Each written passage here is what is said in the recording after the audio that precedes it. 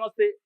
ఈరోజు ఆంధ్రప్రదేశ్ వార్తాపత్రికలో వచ్చిన వార్తలు, ఆ వార్తల వెనుకున్న వాస్తవాల్ని విశ్లేషించే ప్రయత్నం చేద్దాం. ముందుగా విశాలాంధ్ర పేపర్‌లో తెలుగుదేశం పార్టీలో ఉన్న దళిత ఎమ్మెల్యేల పరిస్థితి, దళిత ఎమ్మెల్యేలు జరుగుతున్న అవమానం గురించి, వాళ్ళు గళం ఇప్పుతున్న దాని గురించి అంటే తెలుగుదేశం పార్టీలో ఎమ్మెల్యేల పైన కుల వివక్ష, దళిత ఎమ్మెల్యేల పైన అగ్రవర్ణాలకు సంబంధించిన కొంతమందిని ఇన్ఛార్జీలుగా ఏసి, ఒక పెత్తందారీ పెత్తనం మా పైన ఎందుకు చేస్తన్నారు అనేది ఒక అంటే ఒక అసంతృప్తి దళిత ఎమ్మెల్యేలు తెలుగుదేశం పార్టీలో స్పెసిఫిక్‌గా వచ్చింది. కూటమిలో జనసేన పార్టీ ఉంది, బీజేపీ ఉంది, తెలుగుదేశం ఉంది. ప్రధానంగా బీజేపీ, జనసేన కంటే కూడా తెలుగుదేశం పార్టీలో ఉన్న దళిత ఎమ్మెల్యేలు ప్రశ్నించే పరిస్థితి, డిమాండ్ చేసే పరిస్థితి, బయటకొచ్చి వాళ్ళ ఆవేదనను వ్యక్తం చేసే పరిస్థితి వచ్చింది. అది ఎక్కడ స్టార్ట్ అయిందంటే తిరువూరు ఎమ్మెల్యే కొలికపూడి శ్రీనివాసరావు నుంచి స్టార్ట్ అయింది. దాని తర్వాత ఇప్పుడు మళ్ళీ సత్యవేడు ఎమ్మెల్యే ఆదిమూలం, కోనేటి ఆదిమూలము. దాని తర్వాత జీడీ గంగాధర్ నెల్లూరు ఎమ్మెల్యే థామస్. ఇట్లా ఒక్కొక్కళ్ళు దళిత ఎమ్మెల్యేలు ప్రశ్నిస్తూ వస్తున్నారు. దీంట్లో ప్రత్యేకంగా కొలికపూడి శ్రీనివాసరావు ఒక ఉద్యమకారుడు. ఆంధ్రప్రదేశ్ రాజధాని అమరావతి ఉద్యమాన్ని ముందుండి నడిపిన దాంట్లో ఆయన కూడా ఒక పాత్ర ఉంది. అటువంటి ఆయన కూడా అవమానం జరగటం, అక్కడ ఇన్ఛార్జీలుగా అగ్రవర్ణాలకు సంబంధించిన వాళ్ళనేయటం, సత్యవేడులో శంకర్ రెడ్డి లాంటి వాళ్ళని ఇన్ఛార్జిగా ఏయటం. అట్లా అంటే మేము ఎమ్మెల్యేలుగా ఉండగా ప్రజలు ఎన్నుకున్న తర్వాత మా పైన ఇంకొక కులానికి సంబంధించో, ఇంకొక అగ్రవర్ణానికి సంబంధించి అసలు ఇన్ఛార్జి అవసరం ఏంటి తెలుగుదేశం పార్టీకి సంబంధించి? అంటే మా పైన వివక్ష చూపిస్తున్నారా? మా పైన పెత్తందారులతోని పెత్తనం చేపిస్తున్నారా? మేము వాళ్ళ కింద పని చేయటం ఏంది?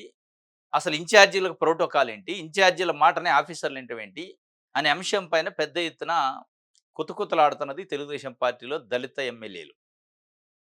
వాళ్ళ పైన వివక్ష స్పష్టంగా కనపడుతుందని వాళ్ళు సమాజానికి చెప్పదలుచుకుండ్రు.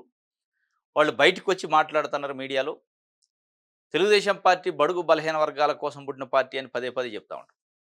కానీ దాని అధ్యక్షుడు మాట్లాడరు. వర్కింగ్ ప్రెసిడెంట్‌గా నారా లోకేష్ గారు మాట్లాడరు. సరే ఈళ్ళెవరు మాట్లాడకపోయినా సరే తెలుగుదేశం పార్టీ చెప్పేది బడుగు బలహీన వర్గాల పార్టీ అని చెప్పినప్పటికీ అది ఎవరి చేతిలో ఉంది? దాదాపు 40 సంవత్సరాల నుంచి దాని అధ్యక్షుడెవరు? ఆ పార్టీ గెలిస్తే ముఖ్యమంత్రి ఎవరు? దళితులయ్యారా? బలహీన వర్గాలయ్యారా? అగ్రవర్ణాలయ్యారా? అనేది స్పష్టంగా కళ్ళకు కనపడుతుంది. మార్పు కోసం రాజకీయ పార్టీ పెట్టిన పవన్ కళ్యాణ్ గారైనా ఇటువంటి విషయాల్లో స్పందించి ఒక సామాజిక అంశం గదా! సామాజిక న్యాయం కోసం పుట్టిన పార్టీ అని చెప్తూ వచ్చారు ఫస్ట్‌లో. అటువంటి పవన్ కళ్యాణ్ గారైనా కూటమిలో ఉన్నారు కాబట్టి బయటికి చెప్పని లోపటైనా ఇది కాదు, కరెక్ట్ గాదు. కూటమికి బ్యాడ్ నేమ్ వస్తదని చెప్పాలి. వారు చెప్పరు. ఇది విశాలాంధ్ర పేపర్‌లో మాపై పెత్తందారి తనమా టీడీపీ ఎస్సీ ఎమ్మెల్యేలు నిలదీత బగ్గుమంటున్న వర్గపోరు విభేదాలు కొలికపూడి బాటల ఎమ్మెల్యే కోనేటి ఆదిమూలము థామస్. మేం పేరుకి ఎమ్మెల్యేలమా? మా నియోజకవర్గాల ఇన్ఛార్జీలదే పెత్తనమా? మాపై ఇంత వివక్ష ఎందుకు అంటూ కొందరు టీడీపీ ఎస్సీ రిజర్వ్డ్ స్థానాల ఎమ్మెల్యేలు అధిష్టానాన్ని ప్రశ్నిస్తున్నారు. మా నియోజకవర్గాల ఇసుక, మట్టి మైనింగ్‌తో అవినీతి రాజ్యం వెళుతుందని, దీన్ని అరికట్టేది ఎవరంటూ సొంత పార్టీ ఎమ్మెల్యేలను నిలదీయడంతో టీడీపీ అధిష్టానం తర్జన భర్జన పడుతుంది. గతంలో అప్పుడప్పుడు విన్న వినిపించే విభేదాలు ఇప్పుడు బహిరంగంగా వ్యక్తమవుతూ రాజకీయ ప్రాధాన్యతను సంతరించుకుంటున్నాయి. ఈ పరిణామాలు కేవలం వ్యక్తిగత అభిప్రాయం భేదాలకు పరిమితం కాకుండా వ్యవస్థాపక స్థాయిలో ఉన్న సమస్యల్ని సూచించడంతో చంద్రబాబు ప్రభుత్వం ప్రతిష్టకు భంగం వాటిల్లుతుంది. ఎన్టీఆర్ జిల్లా తిరువూరు నియోజకవర్గం ఎమ్మెల్యే కొలికపూడి శ్రీనివాసరావు మొదటగా బహిరంగంగా అసంతృప్తి వ్యక్తం చేశారు. స్థానికంగా జరుగుతున్న రాజకీయ వ్యవహారాలు, అధికారుల ప్రవర్తన, సమన్వయ లోపం వంటి అంశాలపై ఆయన అనేకసార్లు అభ్యంతరాలు వ్యక్తం చేశారు. తిరువురులో కొనసాగుతున్న ఇసుక, భూమి సంబంధిత వ్యవహారాలపై ఆయన చేసిన ఆరోపణలు పెద్ద ఎత్తున చర్చకు దారితీశాయి. అదే తరహాలో నెల్లూరు ఎమ్మెల్యే థామస్ తాజాగా చేసిన వ్యాఖ్యలు రాజకీయంగా ప్రాధాన్యత సంతరించుకున్నాయి. ఎస్సీ వర్గానికి చెందిన ఎమ్మెల్యేలపై వివక్ష కొనసాగుతుందని, ఇతర వర్గాల ఎమ్మెల్యేల తప్పులను పట్టించుకోకుండా కేవలం దళిత ఎమ్మెల్యేలను లక్ష్యంగా చేసుకుంటున్నారని కొలికపూడి ఆగ్రహం వ్యక్తం చేశారు. ఎన్నికల సమయంలో ఎస్సీ వర్గాలకు ఇక మాటలు చెప్తారు, తాయిలాలు ఇయన్నీ చెప్తా ఉంటారు. ఇదంతా చూస్తుంటే తెలుగుదేశం పార్టీకి ఒక మరక అంటుతున్న అవకాశం స్పష్టంగా కనపడుతుంది. ఇప్పటికైనా నారా లోకేష్ గారని తెలుగుదేశం పార్టీ అధ్యక్షుడు, ముఖ్యమంత్రి చంద్రబాబు గాని ఇనిషియేటివ్ తీసుకొని ఈ వివక్ష పైన మాట్లాడకుండా ఇంకా ఎవరైతే వివక్షకు గురైతున్నామో అని అసంతృప్తి వ్యక్తం చేస్తున్న దళిత ఎమ్మెల్యేల పైనే మీరు మళ్ళా మీ అధికారాన్ని ఉపయోగించో పార్టీ సోకాదులు ఇవ్వటం, వివరణలు అడగటం, వాళ్ళపైన ఆగ్రహాలు వ్యక్తం చేయడం చేస్తే దళిత జాతి దూరం అయింది తెలుగుదేశం పార్టీ. స్పష్టంగా కనపడుతుంది. ఈరోజు సోషల్ మీడియా ట్రోల్స్ ఎక్కువై అక్కడ తుమ్మారంటే ఇక్కడ దగ్గారంటే ఇమీడియట్‌గా వచ్చేస్తుంది. నిమిషాలలో స్ప్రెడ్ అయితుంది. ఈరోజు ఏదో మెయిన్ స్ట్రీమ్ మీడియా లాంటి లేదంటే ఒక తెలుగుదేశం పార్టీ ఒక 4, 3 పత్రికలు, ఒక 2, 3 ఛానల్సో, భజన చేసే పత్రికలు లేతే వైఎస్ఆర్‌సీపీకి ఓ ఛానల్, ఒక పత్రిక భజన చేసేదో, వాళ్ళు బయటికి రానియకపోవచ్చు, వాళ్ళు చెప్పకపోవచ్చు కానీ, ఈరోజు సోషల్ మీడియా ఉంది. మెయిన్ స్ట్రీమ్ మీడియానో, మెయిన్ స్ట్రీమ్ పత్రికలో హైడ్ చేయొచ్చు మీ పల్లకి మోసి. కానీ సోషల్ మీడియా ఉంది. సోషల్ మీడియా ఫేస్‌బుక్ కావచ్చు, ఇన్‌స్టా కావచ్చు, ఎక్స్ కావచ్చు, రకరకాల సోషల్ మీడియా ప్లాట్‌ఫార్మ్స్‌ని ఎమ్మెల్యేలు, ఎంపీలు అందరూ వాడుకుంటున్నారు. కార్యకర్తలు వాడుకుంటున్నారు. దళిత సంఘాలు వాడుతున్నాయి. వాళ్ళు బయటికి చెప్తున్నారు. ప్రపంచానికి చెప్తున్నారు. మరి ఎంత అన్యాయం! దళిత ఎమ్మెల్యేల పైన ఇన్ఛార్జీల పెత్తనం ఏంటి? ఇన్ఛార్జీలు చెప్తేనే అక్కడ అధికారులు పనిచేయటం ఏంటి? ఎవరైనా ప్రజలు వాళ్ళ సమస్యలను విన్నవించుకోవాలంటే ఇన్ఛార్జి దగ్గరికి వెళ్ళటం ఏంటి? ప్రజాస్వామ్యంలో ప్రజలు ఎన్నుకున్న ప్రజాప్రతినిధి దగ్గర కాకుండా ఒక ప్యారలల్‌గా పార్టీ నియమించిన ఒక ఇన్ఛార్జి దగ్గరికి, అది అగ్రవర్ణాలకు సంబంధించిన ఒక ఎస్సీ రిజర్వ్డ్ కాన్స్టిట్యున్సీలో ఒక అగ్రవర్ణానికి సంబంధించిన ఇన్ఛార్జి చేతిలో మొత్తం పెత్తనాన్ని పెట్టి, పెత్తందారీతనాన్ని వాళ్ళ పైన ప్రయోగిస్తే ఎమ్మెల్యేల పైనే, ఇక సర్పంచులు, ఎంపీటీసీలు, జడ్పీటీసీలు, ఎంపీపీల పరిస్థితి ఏంటి? అంటే ఏ స్థాయిలో సామాజిక వివక్షత తెలుగుదేశం పార్టీలో ఉంది. అట్ ద సేమ్ టైమ్ ఇదే పరిస్థితి బీసీలలో కూడా ఉందా? బీసీలు బయటికి రాలేని పరిస్థితా? మాట్లాడలేని పరిస్థితా? ఎస్సీలో ఉన్నప్పుడు బీసీలో ఎందుకు ఉండదు? ఎస్సీలో ఉన్నప్పుడు ఎస్టీలో కూడా ఉండదా? అంటే ఎస్సీ, ఎస్టీ, బీసీ సామాజిక వర్గాలకు సంబంధించిన ప్రజలని ఒక ఓట్ బ్యాంక్‌గా వాడుకునే కార్యక్రమం, ఓట్లు ఎంచుకొని సీట్లెక్కాక మాది పెత్తనం అని గుప్పెట్లో పెట్టుకునే కార్యక్రమం చేస్తానంటే ఇది బలహీన వర్గాల పార్టీయా? బలహీన వర్గాల పైన మీ పార్టీ విధానం ఏంటి? అనేది బయట ప్రజలు అడగట్లేదు. తెలుగుదేశం పార్టీ సింబల్ మీద గెలిచిన ఎమ్మెల్యేలు అడుగుతున్నారు. ఎమ్మెల్యేలు నాట్ సర్పంచ్‌లో, ఎంపీటీసీలో కాదు, చిన్న కార్యకర్తలు కాదు. ఒక 2,00,000 మందికి పైచిలుకు ప్రజలకు ప్రతినిధులుగా ఉన్న ఎమ్మెల్యేలు వాళ్ళ ఆవేదనను వెలిబుస్తున్నారంటే తెలుగుదేశం పార్టీ పరిస్థితి ఏంటి? తెలుగుదేశం పార్టీలో వివక్ష ఏంటి? అనేది ఇప్పటికైనా అర్థం చేసుకొని దాన్ని కొనసాగించకుండా కట్ చేసే కార్యక్రమం తెలుగుదేశం పార్టీ చేస్తే నిజంగానే మీ సామాజిక సమీకరణలు పాటిస్తున్నట్టు, నిజంగానే మీ పార్టీ బడుగు బలహీన వర్గాల పార్టీ అని నమ్మటానికి వీలుంటది. కొంతన్నా. ఇప్పటికే ఆ నమ్మకాలు పోయినాయి, అపోహలు పోయినాయి. చుట్టూ ఒక కోటరీ, దాంట్లో కులాలు, మతాలు, ప్రాంతాల వారీగా ఆ కులాలు వ్యక్తులు చెప్తేనే పనిచేస్తది. ఇవన్నీ ఉంది. ఈ ఇంపాక్ట్ జనసేన పార్టీ పైన కూడా పడింది. ఎందుకంటే జనసేన కూటమిలో రేపు బయటకొచ్చిన తర్వాతను ఇయన్నీ జెప్తే ఎవడు నమ్మడు. ఇప్పుడు ఇంటర్నల్‌గా ఉన్నప్పుడు అంతర్గతంగానైనా కనీసం మాట్లాడితే బావుంటది. ఇది పెత్తందారుల తనము మా పైన ఏంటి అని జెప్పి వాళ్ళు బయటకొచ్చి చెప్తున్నారు. ఇంకోటి రైతులకు 22A గండము భూములకు లభించిన విముక్తి, కుంటి సాకులతో అధికారుల కాలయాపన. సీఎం ఆదేశాలు బేఖాతారు. 2 ఏళ్లలో అందిన దరఖాస్తులు 10,140. పరిష్కారమైనవి కేవలం 1,700 లోపే. 60% పైగా ఫైల్‌లు బుట్ట దాఖలు. రైతులకు 22A జాబితా. అంటే అసైన్‌మెంట్ ల్యాండ్స్‌ని ఫ్రీ హోల్డ్ చేస్తాం. అంటే వాళ్ళకి పూర్తిగా పట్టాలిస్తాం, హక్కులు కల్పిస్తాం, అమ్ముకోవడానికి అవసరమైతే లోన్ తెచ్చుకోవడానికని చంద్రబాబు నాయుడు గారు పదే పదే చెప్తున్నారు. ఇది జగన్మోహన్ రెడ్డి గారు ఉన్నప్పుడు దాదాపు 31,00,000 ఎకరాలకి ఇచ్చినట్లుంది. ఆ సందర్భంలో చాలా ఆరోపణలు చేశారు. ఇది ఇట్లా, ఇది అట్లా అని. ఇప్పుడు మళ్ళీ వీళ్ళు మొదలుపెట్టారు. ఆ మొదలుపెట్టింది ఎట్లా ఉంటుందంటే మంత్రులు, ముఖ్యమంత్రులు బయటికి చెప్తున్నారు. అయిపోవాలి ఆగమేఘాల మీద. కానీ అధికారుల చుట్టూ ఆ 22A జాబితా బాధితులు తిరుగుతుంటారు. చెప్పులు అరిగిపోతే కానీ పరిష్కారం కాదు. ఇది ఇట్లే ఉంటుంది. ఆ విముక్తి కావట్లే పాపం. ప్రకటనల పేపర్‌లో చూసి వాళ్ళేదో సంతోషపడుతున్నారు. ఆ ప్రకటనల పేపర్‌లు పట్టుకొని ఆఫీసులకు పోతే అయి కాదు మాకు కావాల్సింది గైడ్‌లైన్స్ కావాలి, జీవోలు కావాలి. అక్కడి నుంచి ఆదేశాలు రావాలని చెప్తున్నారు పైనుంచి. మేము పేపర్‌లో ఏదో పబ్లిసిటీ కోసం వాళ్ళు ఇస్తే దాన్ని పట్టుకొని మేము ఎట్టా చేస్తామని చెప్పి వాళ్ళు చెప్తున్నారు. అంటే దీనిపైన ఆ రెవెన్యూ శాఖ గాని, రెవెన్యూ శాఖ మంత్రి గాని, ముఖ్యమంత్రి గారు మనం ఏం చెప్తున్నాం? ఏం జరుగుతుందనేది ఒకసారి పరిశీలించుకోవాలి. ఇంకోటి సాక్షి పేపర్ చూద్దాం. రాష్ట్ర వ్యాప్తంగా మందులు, సర్జికల్స్‌కు తీవ్ర కటకట. సర్కారు ఆసుపత్రుల సంకటం. సూది, దూది, చిరంజీవులు కూడా బయట కొనాల్సిన దుస్థితి వచ్చింది. వైద్య సంరక్షణలో అత్యంత కీలకమైన బోధనాసుపత్రుల్లో తీవ్ర స్థాయిలో మందుల కొరత. బీపీ, షుగరు టాబ్లెట్లు బయట కొనుక్కోవాలని చీటీలు రాస్తున్న వైనం. పిహెచ్సిల్లో అందుబాటులో లేని కాల్షియం మాత్రలు, ఖాళీగా విక్రయిస్తున్న సెంట్రల్ డ్రగ్ స్టోర్సు, మందులు, సర్జికల్ కొనుగోలు రూపంలో ఒక్కో రోగిపై వందల నుంచి వేలల్లో భారం మోపుతున్న బాబు సర్కారు రోగులకు ఉచితంగా ఇవ్వాల్సిన మందులపై అంతులేని నిర్లక్ష్యం. కమిషన్ల రోగం, రోగుల ప్రాణాలతో చెలగటం, రాష్ట్ర వ్యాప్తంగా వేధిస్తున్న వెంటిలేటర్ల కొరత అని చెప్పి అంటే సాక్షి పేపరు ఒక ప్రజా సమస్య పైన వార్త రాసింది. ప్రభుత్వ ఆసుపత్రుల్లో, ప్రభుత్వ బోధనా ఆసుపత్రుల్లో అక్కడికొచ్చే చూయించుకునే రోగులకి ఉచితంగా మందులు పంపిణీ చేయాలి. సూది లేదాట, దూది లేదు, చిరంజి లేదు. మందు బిళ్ళలు లేవు. పని గొప్పలు బాగా చెప్తున్నారు. ప్రచారం ఎక్కువ చేస్తున్నారు. రాష్ట్రం ముందుకు పోతుంది, దూసుకుపోతుంది. బుల్లెట్ ట్రైన్ వేగంతోని ఎన్డీఏ కూటమి భాగస్వామ్య పక్షాలు దూసుకుపోతున్నాయి. ఎన్డీఏ ప్రభుత్వం దూసుకుపోతుందని చంద్రబాబు నాయుడు గారు పక్క రాష్ట్రం తమిళనాడుకు పోయి ఎన్నికల ప్రచారంలో చెప్పిండు. ఆడ బుల్లెట్ ట్రైన్ వేగంతోనే ఎళ్తుందో లేదో, బుల్లెట్ స్పీడ్‌తోనే పరుగులు పెడుతుందో లేదో గానీ, కనీసం పేద రోగులకి జ్వరం వస్తే, ఏదైనా జబ్బు చేస్తే మందు బిళ్ళలు సప్లై చేసే దిక్కు లేదు అని చెప్పి ఒక వార్తనిచ్చింది. ఇటువంటి అంటే చంద్రబాబు నాయుడు గారు గాని, ప్రభుత్వంలో ఉన్న అధికారులు గాని, పెద్దలు గాని, మంత్రులు గాని అంటే భజన చేసే పత్రికల వార్తలు చదివితే మీకు తెలవదు. వాస్తవంగా ప్రజల బాధ తెలవాలంటే క్రిటిక్‌గా, విమర్శనాత్మకంగా పేపర్‌లు మిమ్మల్ని యాంటీగా, మిమ్మల్ని వ్యతిరేకించే పత్రికలు, టీవీ ఛానెల్‌లు చూడాలి మీరు. చూస్తే మనమేంటి, మన ప్రభుత్వం ఏం చేస్తుంది, ప్రజలేమనుకుంటున్నారో తెలుస్తది. అట్లా కాకుండా మీరు ఒకటో, రెండో పత్రికలు ఓహో! ఆహా! అని రాసి అద్భుతాలు జరుగుతున్నాయని రాస్తే, అది చూస్తే మీకు అద్భుతం అనిపిస్తది. ఏసీ రూమ్‌లో కూర్చొని మీకు అంతా బాగానే ఉంది. 2029 ఎన్నికలకు పోయినప్పుడు ప్రజలు చూస్తారప్పుడు మిమ్మల్ని. ఇప్పుడు మీరు చూడాల్సింది మీకు యాంటీగా, ప్రభుత్వానికి యాంటీగా ప్రజల పక్షాన వార్తలు రాస్తన్న, అది ప్రజల పక్షం అని వీళ్ళు అనుకోవచ్చు కానీ, ప్రభుత్వానికి యాంటీగా రాస్తున్న వార్తలను చూడండి. ఆ యాంటీలో వాస్తవం ఎంత అనేది చూసి పరిష్కారం పనులు చేయాలి. ఇది ఇట్లా ఉందా? ప్రభుత్వ ఆసుపత్రుల్లో మందు బిళ్ళలు లేవు, సూది లేదు, దూది లేదు, చిరంజి లేదు కదా! కానీ వీళ్ళ అంటే కూటమి ప్రభుత్వం ఫుల్ పేజ్ యాడ్లు, ఏ చిన్న కార్యక్రమం జరిగినా ఫుల్ పేజ్ యాడ్. కోట్ల రూపాయల ఖర్చు. ఇప్పుడు నిన్న మొన్న 8 మంత్రులు సింగపూర్ పోయారు.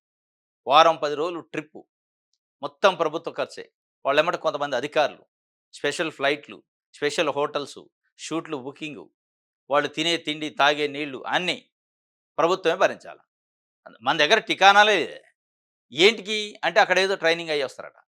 ఇప్పుడు మన రాష్ట్రాన్ని పరిపాలించడానికి మన రాష్ట్రంలో ఉన్న పరిస్థితులను బట్టి ఇక్కడ చూసి అధ్యయనం చేయాలి గానీ, ఎక్కడో సింగపూర్‌లో ఉన్న వాతావరణానికి, సింగపూర్‌లో ఉన్న అవేర్‌నెస్‌కి, సింగపూర్‌లో ఉన్న ప్రజా సమస్యలకి అక్కడ అధ్యయనం చేసి ఇక్కడేం పరిపాలన చేస్తారు? ఇక్కడ దాన్ని ఇంప్లిమెంట్ ఏం చేస్తారు? అది మంత్రులు పోయి. ఇది అసలు ఎట్లా ఉందంటే మింగటానికి మెతుకులు లేవు గానీ, ఏదో అంటారు సంపంగి నూనె అనేదో సామెత ఉంటది. మింగటానికి మెతుకులు లేని పరిస్థితి ఉంది. సింగపూర్ ట్రిప్పులు ఇది పర్యటన. ఇక్కడ మందు బిళ్ళలు లేవు పేద రోగులకి. కానీ సింగపూర్ ట్రిప్పులతోని కోట్ల రూపాయల ఖర్చులు, ప్రకటనలతోని ₹1,00,00,000 ఖర్చులు, హంగు, ఆర్భాటం, ప్రచారం పని లేదు. ఇది ఇది సాక్షి పేపరు ఇది ఇస్తే సేమ్ దీనికి 'ఆంధ్రజ్యోతి'లో గూడా ఒక వార్తనిచ్చారు. ఈరోజు ప్రభుత్వం దుబారాకు సంబంధించి. ఇగో ఇది. ఆర్థికంగా అగచాట్లు అయినా టిప్ టాప్ ట్రిప్పులు. అసలే ఆర్థికంగా వెంటిలేటర్ ఎక్కేసాం. అప్పు పుట్టకపోతే బండి ఆగిపోతుంది. దుబారాలు తగ్గించుకోవాలి. ఒక్కో రూపాయి ఆచితూచి ఖర్చు పెట్టాలి. మొత్తంగా చూస్తే మెతుకు లేదు. కానీ మంత్రులకు సింగపూర్ ట్రిప్ ఎందుకు అయ్యా స్వామి అంటూ అక్కడ వాళ్ళు వారం రోజులు శిక్షణ పొందాట. ఇక్కడికొచ్చి శిక్షణ ఇస్తారట. అంటే ట్రైనర్స్ టు ట్రైనర్సు. ఏమయ్యా దీనివల్ల రాష్ట్రానికి ఉపయోగం ఏంటి? అంటే పెద్ద ప్రశ్నార్థక సమాధానమే వస్తది. 6 మంత్రులు శిక్షణ యాత్రట. ఈయన బాధ 'ఆంధ్రజ్యోతి' రాసిండు వాస్తవంగా. ఇది భజన పత్రిక గాని ఎందుకు రాసిండంటే దీని వెనక ఒక ఎజెండా ఉంది. ఇప్పుడు ఈ గ్రూప్‌లో ఉన్న మంత్రులకి ఆయన విభేదిస్తాడు. గ్రూప్ ఓటమి విభేదించట్ల ఆయన. ఆయన ఈ మింగ మెతుకులు లేదనేది పెట్టిందేంటంటే గ్రూప్‌లో ఉన్న మంత్రులు నారా లోకేష్ గారు లేరు. ఆయన బాధ అది. అచ్చెన్నాయుడు గారు, అనగాని సత్యప్రసాద్, వంగలపూడి అనిత ఇట్లా కొంతమంది బడుగు బలహీన వర్గాలకు సంబంధించిన మంత్రులు ఉన్నారు ఇందులో. నారాయణ గారు వీళ్ళంతా. సరే ఎవరు మంత్రులు ఉన్నారు బడుగు బలహీన వర్గాల నారా లోకేష్ గారు పక్కన పెట్టి ఎవరున్నా అసలు అక్కడ నిజంగా కూడా మింగ మెతుకులు లేవు ఇక్కడ పరిస్థితి. రోజు 500,00,00,000 అప్పు చేసింది తప్ప ప్రభుత్వం నడిచే పరిస్థితి లేదు. ఇటువంటి పరిస్థితుల్లో ఈ ట్రిప్పులెందుకు? అక్కడ ట్రిప్పులలో మీరేదో ట్రైనింగ్ తీసుకొని ఇక్కడెవరికి చేస్తారు పని? అసలు ఇక్కడ ప్రజలు ఎదుర్కొంటున్న సమస్యలేంటి? ఇక్కడ మొక్కజొన్న రైతులు కొనే పరిస్థితి లేదు మొక్కజొన్నలు. వడ్ల రైతులకి వడ్లు కొనే పరిస్థితి లేదు. ఇటువంటి పరిశీలించకుండా వ్యవసాయ మంత్రి పోయి అక్కడ ట్రైనింగ్ ఎక్కడేం చెప్తాడు? మామిడి, తోతాపూర్ రైతులు, పొగాకు రైతులు, పసుపు రైతులు, చెరుకు రైతులు, పత్తి రైతులు, మిర్చి రైతులు అనేక రకాల ఇబ్బందులు పడుతుంటే వాళ్ళతోని కూర్చుంటే మీకు సమస్యల పరిష్కారం ఏదో తెలుస్తది తప్ప, బాధితుల పక్షాన మాట్లాడి బాధితులతోని చర్చిస్తే మీకేం చేయాలో తెలుస్తది. ఇదంతా దుబారా అని చెప్పి 'ఆంధ్రజ్యోతి' పేపర్ రాసింది వార్తని.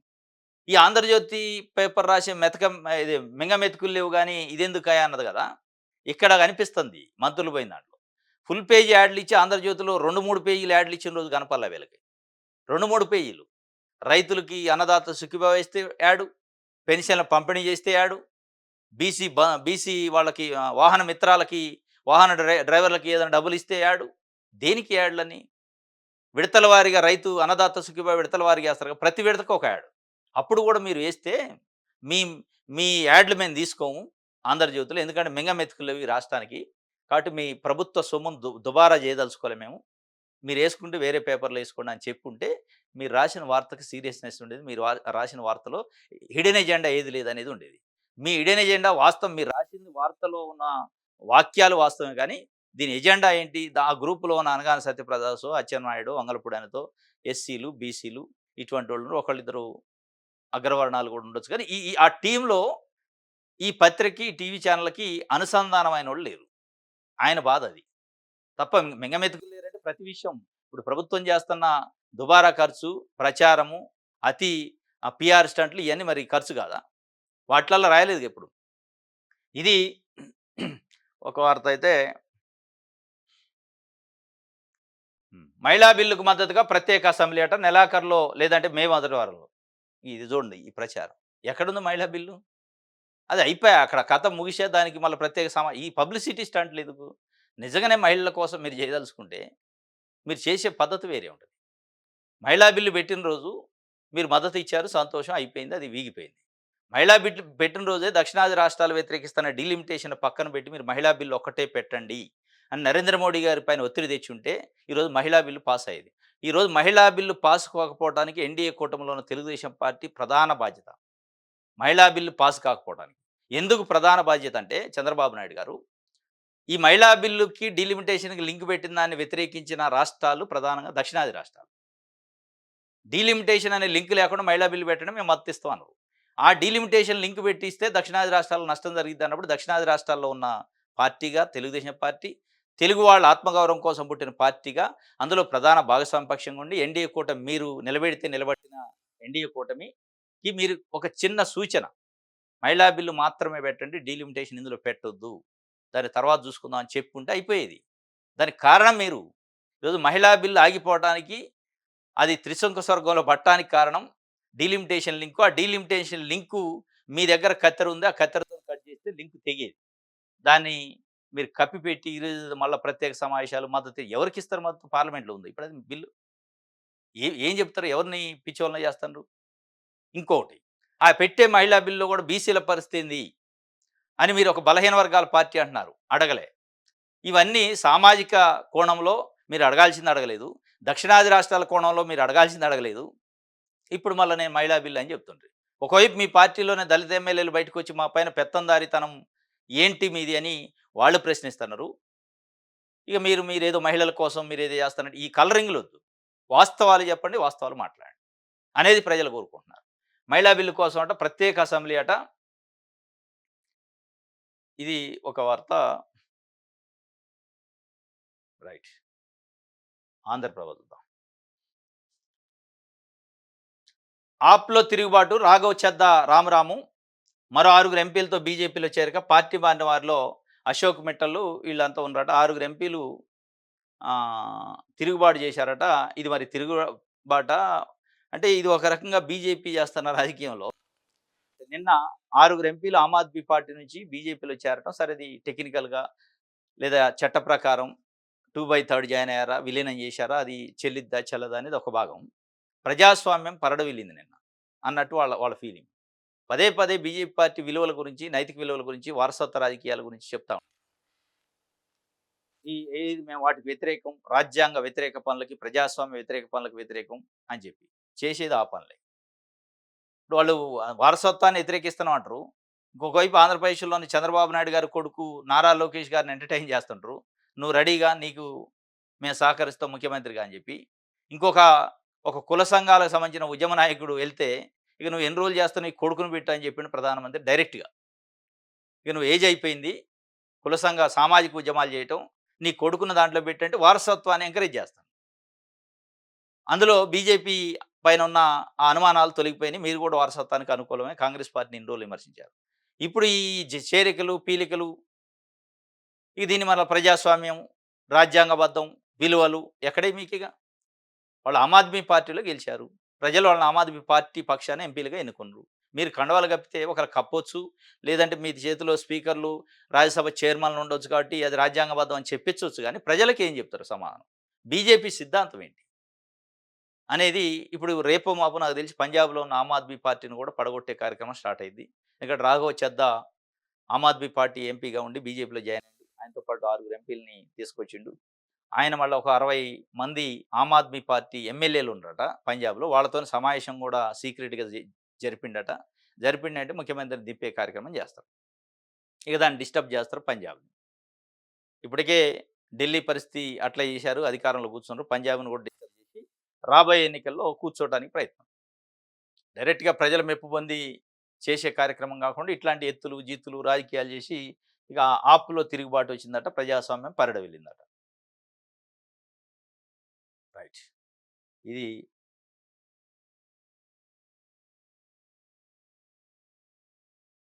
క్రిమినల్స్‌తో పాలిటిక్స్ చేస్తున్న బీ కేర్‌ఫుల్. కిల్లర్ పార్టీతో జాగ్రత్త. గొడ్డల పార్టీ అరాచకాలను ప్రజలకు తెలపాలి. సమకాలీన రాజకీయాలపై అవగాహన పెంచుకోవాలి. నన్ను అరెస్ట్ చేసిన పార్టీని, కేడర్‌ను కాపాడుకున్నా. క్లస్టర్ ఇన్ఛార్జీలతో టీడీపీ అధినేత చంద్రబాబు కాఫీ కబుర్లు. క్రిమినల్స్‌తో పాలిటిక్స్ చేస్తున్నారట చంద్రబాబు నాయుడు గారు. బీ కేర్‌ఫుల్ అంటుండు. గొడ్డల పార్టీ అంటారు. ఇక డైరెక్ట్ ముఖ్యమంత్రి స్థాయిలో బీ కేర్‌ఫుల్ అంటుండు. గొడ్డల పార్టీ అంటుండు. క్రిమినల్స్ అంటుండు. మరి ఆ క్రిమినల్స్‌ను బయట ఎందుకు తిరగనిస్తాం? ప్రజలు అనుమానం ఇది. పదే పదే ఒక రాష్ట్రానికి ముఖ్యమంత్రి, రాష్ట్రాన్ని పరిపాలిస్తున్న ముఖ్య అధినేత క్రిమినల్స్‌తోని మనం రోజు పాలిటిక్స్ చేయాల్సొస్తుందంటే, ఆ క్రిమినల్స్‌ని ఎందుకు లోపటేయట్లే మరి? నిజంగానే క్రిమినల్స్ అయితే. కానీ చెప్పుకోవడానికి ఏదో గొడ్డల పార్టీ బాగుంది కాబట్టి, ప్రజల్లో ఒక యాంటీ రావాలి కాబట్టి, లేదా క్రిమినల్స్ అని పదే పదే మాట్లాడితే, ఎవరు క్రిమినల్సు? ఎవరు చెప్తున్నారు క్రిమినల్స్ అని ఏదో ప్రతిపక్ష పార్టీయా? అధికార పార్టీ పక్షమా? ముఖ్యమంత్రే చెప్పేది. ముఖ్యమంత్రి గారు పదే పదే క్రిమినల్స్ అని చెప్తున్నారు. క్రిమినల్స్ ఏదో జాబితా ఇస్తే పోలీసులు డీజీపీకి ఇస్తే తీసుకొచ్చి లోపటేస్తారు కదా!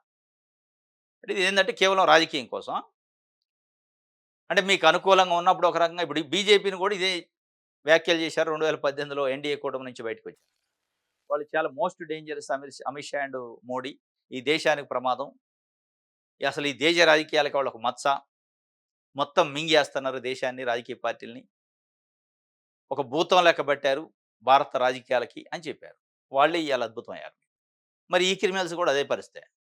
మీకు వ్యతిరేకంగా ఉన్నారు కాబట్టి మిమ్మల్ని విభేదిస్తున్నారు కాబట్టి క్రిమినల్సా? నిజంగానే క్రిమినల్సా? నిజంగానే క్రిమినల్స్ అయితే ఎందుకు లోపటేయట్లే? ఇది క్రిమినల్స్‌తోని చేస్తుండ్రట రాజకీయాలు. రైట్. ప్రజాశక్తి చూద్దాం. ప్రజాస్వామ్యం కూని బీజేపీలోకి ఆప్ రాజ్యసభ పక్షం ఫిరాయింపు. అశోక్ మిట్టలు, రాఘవ్ చద్దా సహా 7గురు చేరిక. మొన్న ఇండీ దాడులతో ఆ! ఈడీ దాడులతో రాజకీయ మార్పు. పంజాబ్ ఆపరేషన్ కోసమేనన్న కేజ్రీవాల్. మొన్న ఈడీ దాడులు జరిగిన దాంట్లో ఆమ్ ఆద్మీ పార్టీకి సంబంధించిన రాజ్యసభ సభ్యులు పరిస్థితి కూడా ఉన్నట్టుంది. ఆపరేషన్ లోటస్ కార్యక్రమం స్టార్ట్ అయింది. 6గురు బీజేపీలోకి ఎళ్లారు రాజ్యసభ మెంబర్లు. ఇది ప్రజాస్వామ్యం కూని అని లెఫ్ట్ పార్టీలు, ఇండియా కూటమి, ఆప్ పార్టీ చెప్తుంటే లేదు లేదు ఇది ప్రజాస్వామ్యం పరడవిల్లిందని బీజేపీ చెప్పింది. అట్ ద సేమ్ టైమ్ రేపు కాంగ్రెస్ పార్టీ అధికారంలో ఉందనుకో సెంట్రల్‌లో. అప్పుడు బీజేపీ పార్టీకి సంబంధించిన ఎంపీలను, రాజ్యసభ మెంబర్లను వీళ్ళు జాయిన్ చేసుకున్నారనుకో, ఆ రోజు వాళ్ళు అంటారు ప్రజాస్వామ్యం కూని అయింది. ఇది బ్లాక్ డే అని. ఇది ఇక రొటీన్ అన్నట్టు. అధికారంలో ఏ పార్టీ ఉంటే ఆ పార్టీ కండువాలు కప్పడానికి ప్రయత్నం చేద్ది. కూనీ చేయడానికి ప్రయత్నం చేద్ది. వీళ్ళు కూనీ అయితేనే ఉంటారు. అల్టిమేట్‌గా రాజకీయ పార్టీలు కూనీ కావట్లే. ప్రజలు కూనీలైతున్నారు. ప్రజల అభిప్రాయం కూనీ అయితుంది. ప్రజలు ఏ పార్టీ కావాలని కోరుకున్నారో ఆ పార్టీ ఉండకుండా ఆ పార్టీని రంగులు మార్చే కార్యక్రమం చేస్తే నాయకులు కూనీ కావట్లేదు. రాజకీయ పార్టీలు కావట్లేదు. ప్రజల్ని మోసం చేస్తుండ్రు రాజకీయ పార్టీలు. ఇటువంటి దానికి చట్టం రావాలి. ఏదో పార్టీ ఫిరాయింపుల చట్టం అని చెప్పి అది చావలేదు, బతకలేదు. అది పాము ఎరగదో కర్ర కర్ర ఎరగదో పాము చావదు అన్నట్టుంటది ఆ చట్టం. అట్లుండొద్దు. ప్రజలే రీకాల్ చేసే పరిస్థితి. స్పీకర్ చేతిలో ఉండొద్దు. స్పీకర్ చేతిలో చర్యలు తీసుకోవటం అంటే అది సంవత్సరాల తరబడి నడిసిద్ది. వాళ్ళ వాళ్ళ పైన ఫిరాయింపులు అసలు అమలు గావు. ప్రజలు రీకాల్ చేసే పరిస్థితి, పార్టీ మారిండు అనేదొస్తే వెంటనే రీకాల్ పెట్టే పరిస్థితొస్తే అప్పుడు ఒక్కడు కూడా పార్టీ మారడు. ప్రజల అభిప్రాయానికి వాల్యూ ఉంటది. ఇప్పుడు ప్రజాస్వామ్యం కూని అయిందని ప్రజాశక్తి రాసింది. లేదు ప్రజాస్వామ్యం పరడవిల్లిందని బీజేపీ వోళ్ళంటారు. ఇది మనం షరామామూలుగా చూసేది. దీంట్లో పెద్ద రైట్. ఇది ప్రజాశక్తికి సంబంధించి. రైట్. ఇది ఈరోజు న్యూస్ అనాలిసిస్. రేపు తాజా వార్తలతోని తిరిగి కలుసుకుందాం. Thank you.